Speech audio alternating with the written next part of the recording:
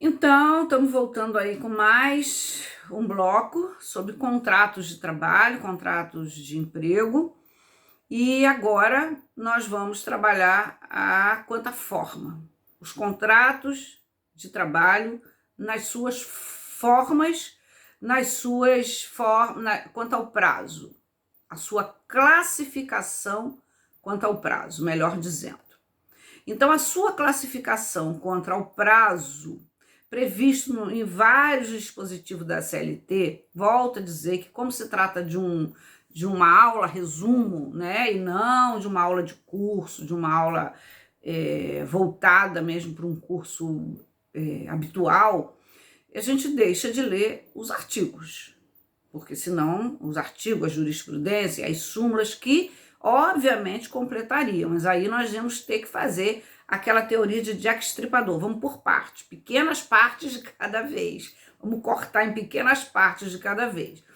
Então eu deixo os artigos para vocês acompanharem junto e já vou dizendo que nós estamos trabalhando com os artigos que falam do contrato de trabalho, sobretudo o 443, e agora nessa classificação contra o prazo, o 479, 480, 481, né? Então, a regra dos contratos de emprego é que ele seja sem tempo, ou o famoso contrato por tempo indeterminado. Contratos por tempo indeterminado. Essa é a grande regra.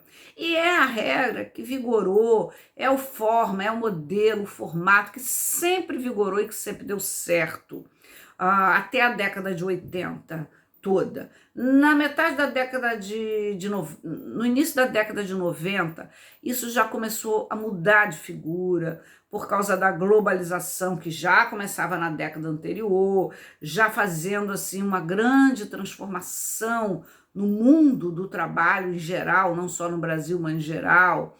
É uma grande transformação nos mercados de trabalho, uma grande transformação na economia mundial. E isso fez com que essa segurança de o empregado entrar numa empresa e ficar ad eterno mudou.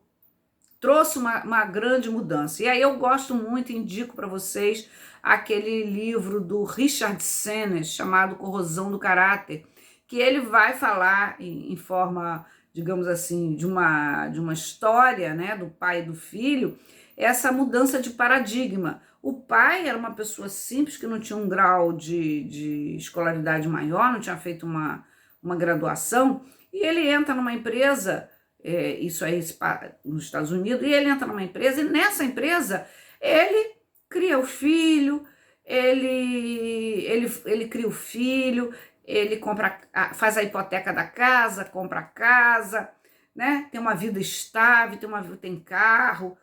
Por quê? Porque ele tinha segurança de que o emprego ia durar.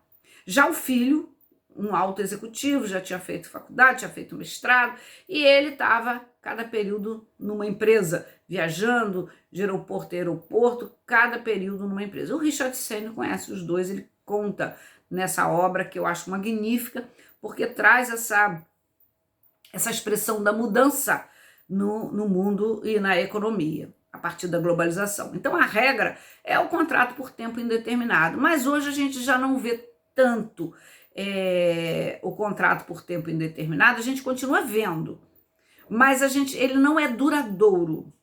Raramente o empregado ele fica 10, 15, 20 anos numa empresa. Eu estou há muitos anos na Veiga, mas raramente o empregado ele fica muitos anos numa empresa. É raro, salvo se ele vai acompanhando, se ele vai se qualificando, a mão de obra dele, mas normalmente as empresas mudam muito. E com o alargamento da terceirização, o alargamento das modalidades de contrato a prazo, esse modelo de contrato por tempo indeterminado e duradouro, ele vem se fragilizando ao longo do tempo. Então, a regra é que seja um contrato por tempo indeterminado. E a exceção são os contratos de prazo, e nós vamos analisar cada um deles. Está lá no artigo 443, parágrafo 1º, combinado com o 479 e 481. Portanto, O contrato a prazo é aquele que dependa ou de um termo pré-fixado, 90 dias, 60 dias, ou que a sua execução,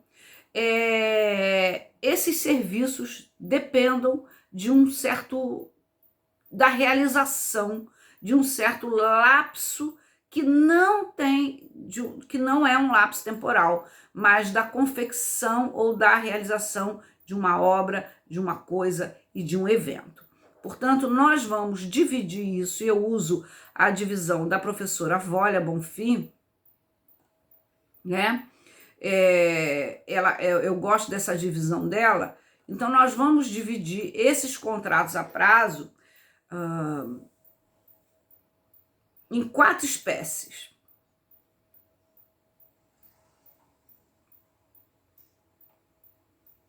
Em 4 espécies. Termo pré-fixado ou termo certo, tá lá no artigo 443. Esse é mais simples, porque ele tem a ver com um período que a empresa sabe que é o tempo que ela precisa para usar aquela mão de obra. Normalmente ele se vincula à sazonalidade, e isso é comum naquela lei 6.019, em que pode-se contratar uma mão de obra por prazo determinado, ou pode-se buscar essa mão de obra através de um terceiro. Então ela foi uma das primeiras leis assim que trouxe, foi a primeira que trouxe o advento da terceirização. Ela é de 74, se não me engano, e ela permitia a terceirização na atividade fim, desde que fosse para atender necessidades emergenciais e transitórias. Eu gosto muito de exemplo nas cidades em que tem veraneio, cidades veranistas, em que, por exemplo, o restaurante, a rede de supermercado, a rede hoteleira, um determinado comércio, ele precisa fazer uma contratação extra de empregado para esse período. Mas ele não quer contratar por prazo indeterminado. Por quê? Aqui eu já vou apontar as diferenças do ponto de vista financeiro.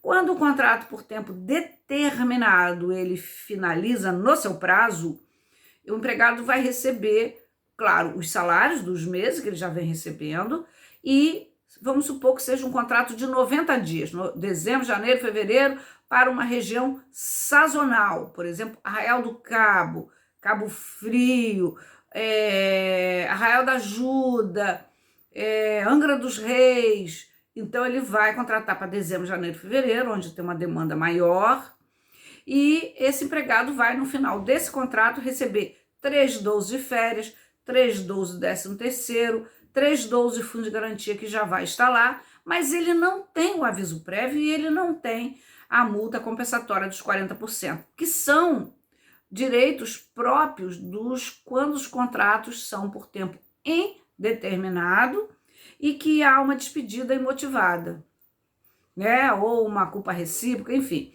Mas o fato é que, nesse caso, inclusive nos contratos por tempo indeterminado, esse prazo do aviso prévio mais 30 dias vai se projetar no tempo. Então, ao invés de 3/12 de férias, são 4/12. De 3/12 de gratificação natalina, são 4. Fundo de garantia, são 4. Então, há aí uma mudança, um aumento aí na despesa, ou seja, nos direitos que esse empregado tem que receber. Então, aí, o primeiro é o termo pré-fixado, ou termo certo, que é o mais fácil, o mais simples, normalmente para atender a sazonalidade, ou normalmente quando a empresa precisa daquela mão de obra extra para algum momento dela. Termo incerto é uma outra modalidade de contrato a prazo, ou seja, a empresa ou a fazenda, ela sabe que ela precisa de dobrar a mão de obra dela, mas ela não sabe o tempo que vai demorar, então ela não pode precisar em dias, em meses, né? Ela tem uma presunção razoável pela experiência dela, para que esse evento, esse acontecimento se realize. Então, por exemplo, é muito comum nesse contrato de termo incerto, aquele contrato de safra. da Lei 5889 de 73, é o contrato de safra, que o prazo máximo é de 2 anos. Mas como é que seria isso, professora? Seria assim, a fazenda que tem uma plantação de laranja, né? Ela, na hora da colheita, a gente sabe que colheita de qualquer coisa não pode passar do tempo. Passou do tempo, complica.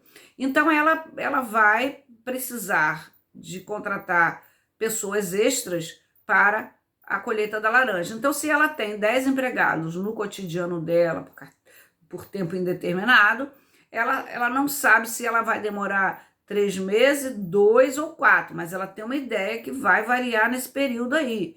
Pode contribuir essa mão de obra mais experiente, mais rápida, pode contribuir também o fator climático.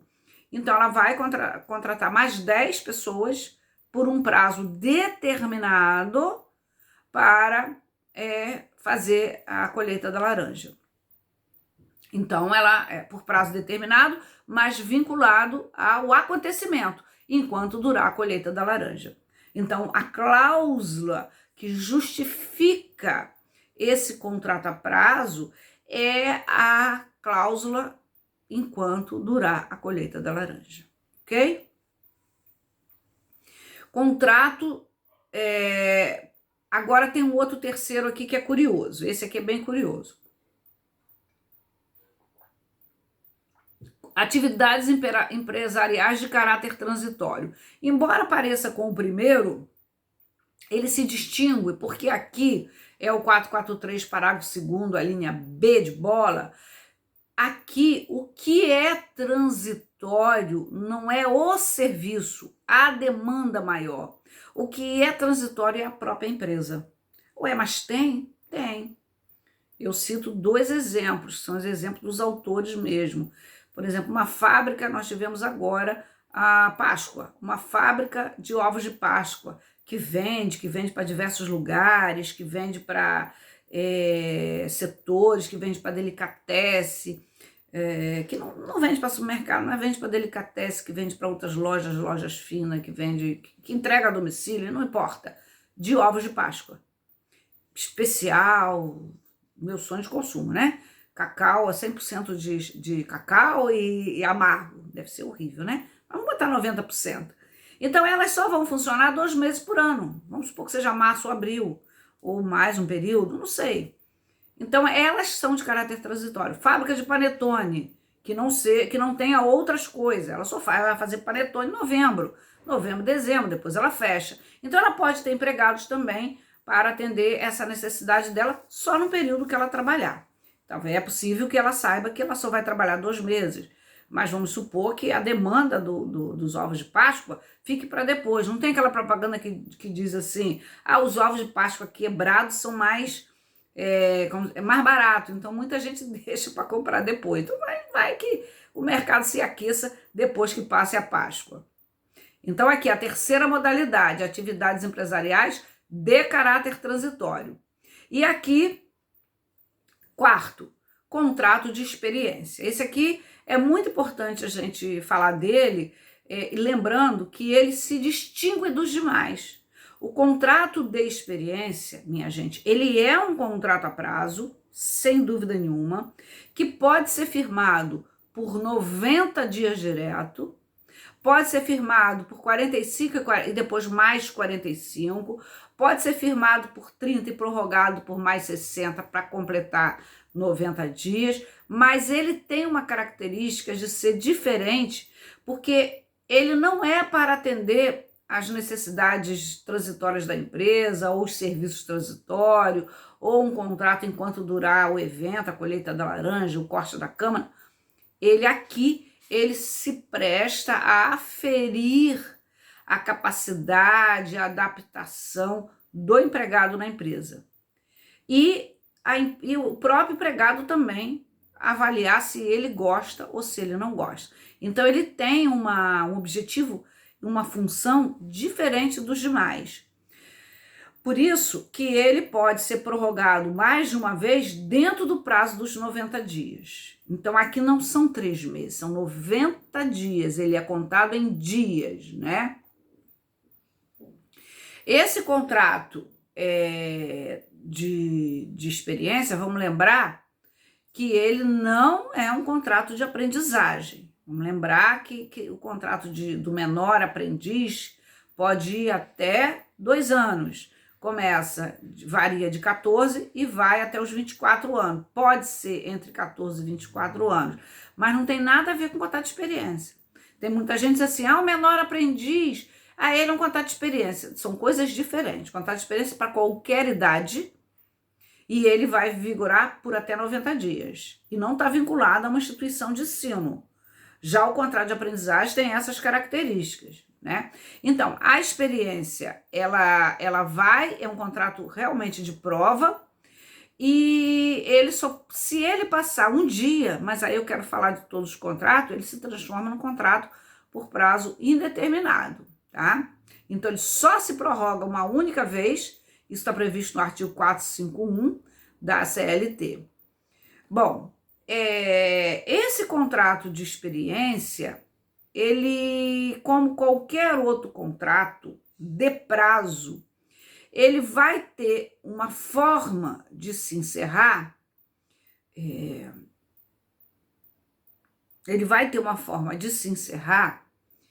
que pode ser de forma de várias possibilidades, né?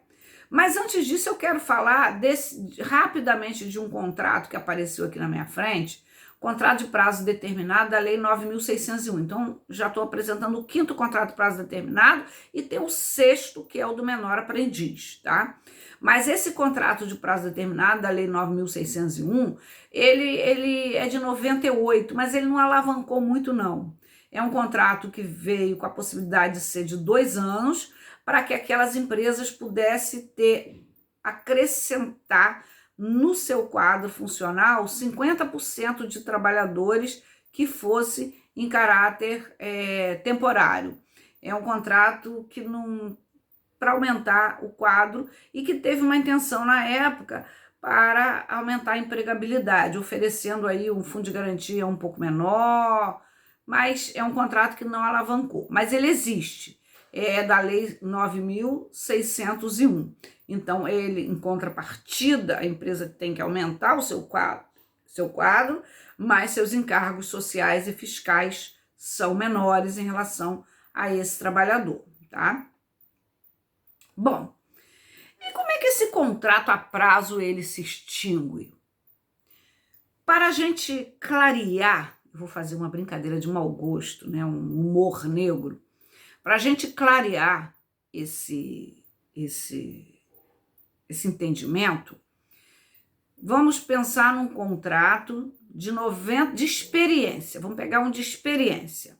Eu vou com uma dona de casa, né, um empregador doméstico, vai contratar uma babá, doutora Jairinha. Olha que humor negro, gente. Vai contratar dona Jairinha para ser a babá do seu filho.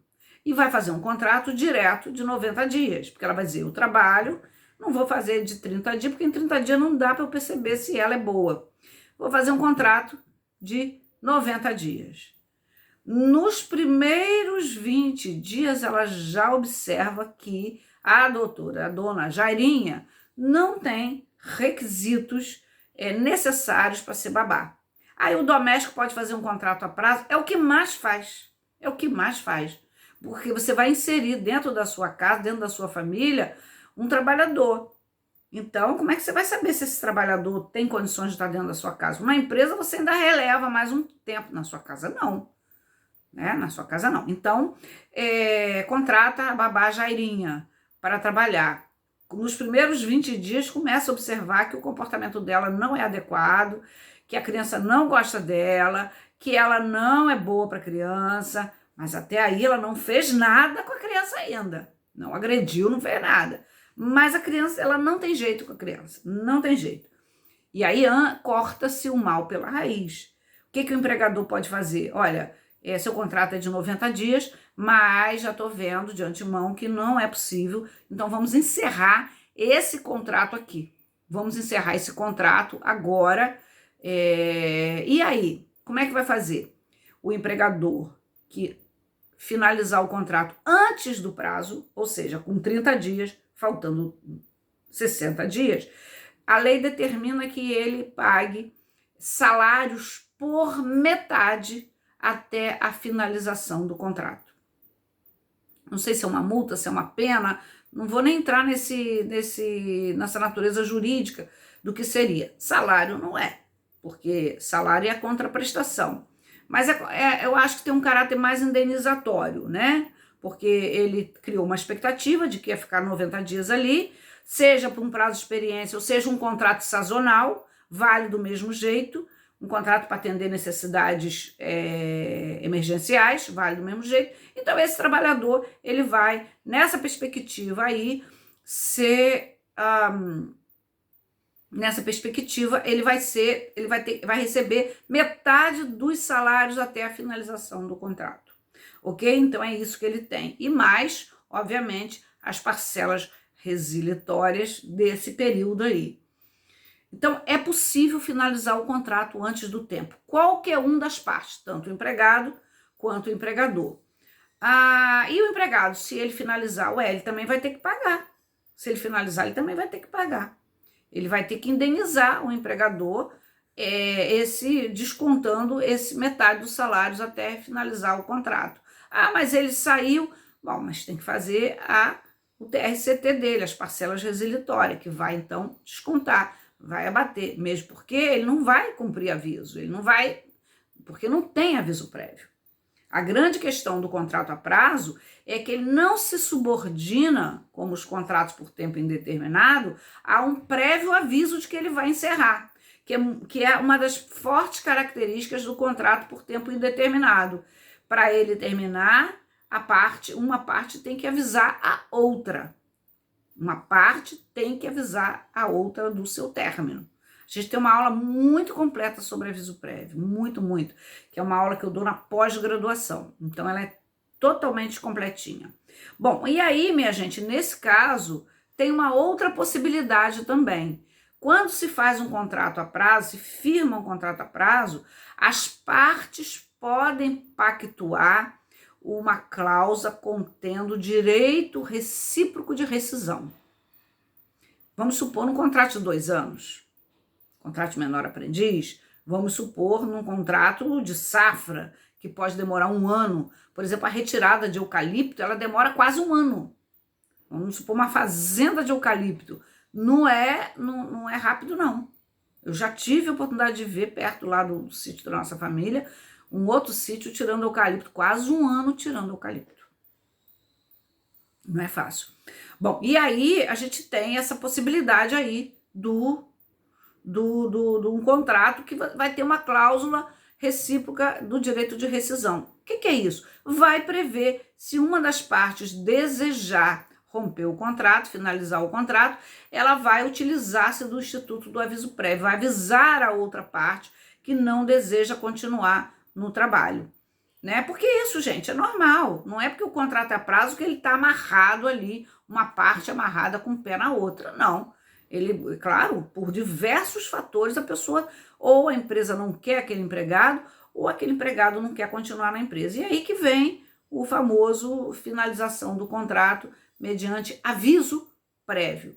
Então, se estiver previsto no contrato, essa cláusula no contrato a prazo, esse contrato deverá ser observado. Quero lembrar vocês que, mesmo no contrato a prazo, quando nós vimos a morfologia contratual, a sua forma, aqui também não fala que tem que ser escrito. Não fala. Mas, por ele ser um contrato excepcional, já não tanto excepcional, se faz, totalmente aconselhável que ele seja escrito, principalmente se for criar, por exemplo, essa forma do direito recíproco de rescisão, se faz necessário. Quero lembrar também, com relação ainda a esse tema, que no caso da doméstica, e aqui eu às vezes não concordo muito um ponto, tanto no contrato de safra, tanto no contrato de experiência, que tem a súmula 244 do TST, no item 3, ela mudou para dizer o seguinte: os contratos a prazo, eles não se sobrepõem a uma estabilidade, ele vai extinguir naquele prazo dele. O que pode acontecer, no caso de uma doença, ficar aquela grande dúvida. Quando o empregado volta da licença, ele vai ficar mais 20 dias, mais um mês, mais 2 meses, para completar o prazo do contrato, ou esse empregado ele vai, por exemplo, aquele prazo que ele ficou, aquele tempo que ele ficou afastado, com uma licença acidentária, uma licença, um benefício previdenciário, já absorveu aqueles 20 dias, aquele 1 mês, 2 meses que faltava. Essa é a grande discussão. Mas quando se trata da empregada gestante,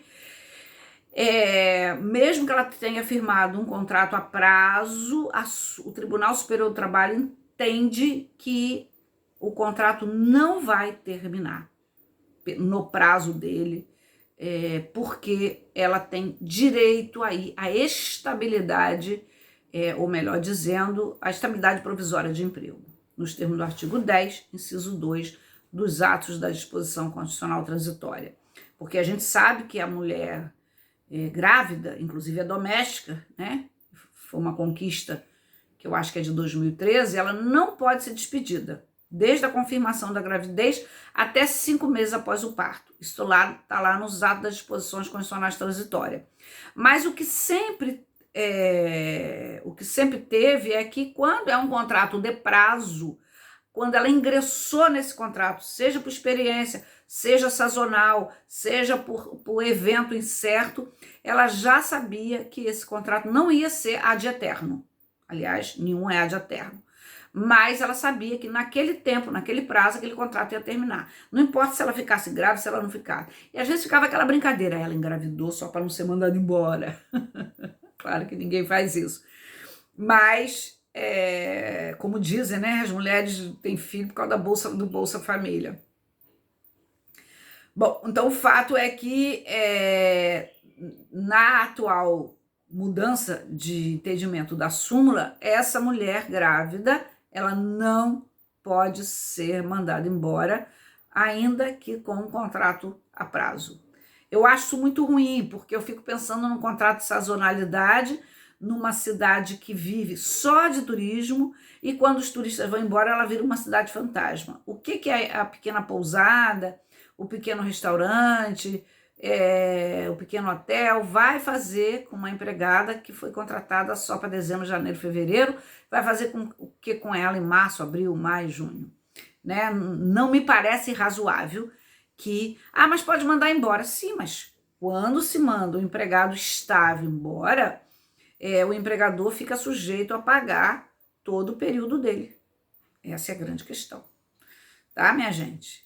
Então, é isso. Eu acho que em termos de contrato a prazo, esse é o grande resumo que a gente podia fazer. Óbvio que a gente não encerra o conhecimento dessa matéria com esses 2 módulos aí. Isso é só um petit comité para dar vontade da gente aprofundar, estudar, sobretudo na jurisprudência e na doutrina, ok? Então, até o próximo vídeo aula.